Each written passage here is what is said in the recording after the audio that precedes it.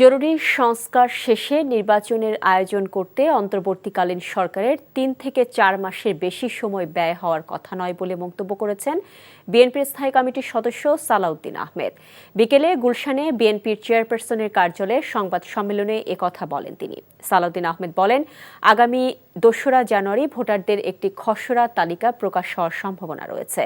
পাশাপাশি নির্বাচনী অফিস, নির্বাচনী কর্মকর্তা কর্মচারী, পোলিং এজেন্ট নিয়োগ প্রক্রিয়া শেষ করতে ২ থেকে ৩ মাস সময় লাগতে পারে। এছাড়া আরও কিছু কাজ আছে। সব মিলিয়ে অন্তর্বর্তীকালীন সরকারের নির্বাচন আয়োজন করতে ৩ থেকে ৪ মাসের বেশি সময় লাগার কথা নয়। নির্বাচন কমিশন সহ অন্যান্য সংস্কার বিষয়ে সালাউদ্দিন আহমেদ আরও বলেন, অধিকাংশ সংস্কারে জনগণের একাত্মতা থাকবে।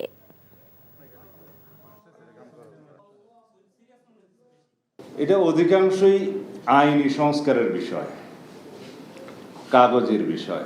ভোটার তালিকা প্রণয়ন, যেটা আপডেট হালনাগাদ করা হয়, সেটার একটা নিয়ম আছে, বিধিও আছে। জানুয়ারির ২ তারিখে খুব সম্ভবত খসড়া তালিকা প্রকাশ করা হবে।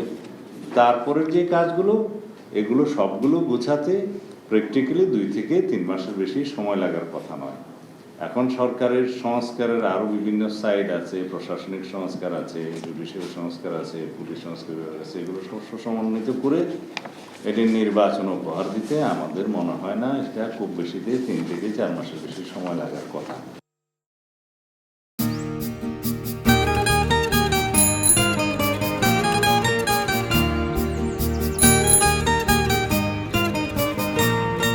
শুনেন, পুরুষ মানুষ তো এভাবে ভয় পেলে চলে না, বুকে সাহস রাখতে হয়।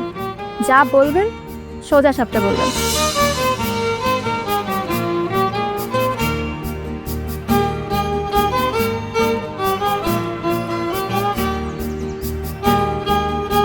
তো এই শীতে যে শীতের কাপড় ছাড়া আসছো, এটা কি ঠিক আছে?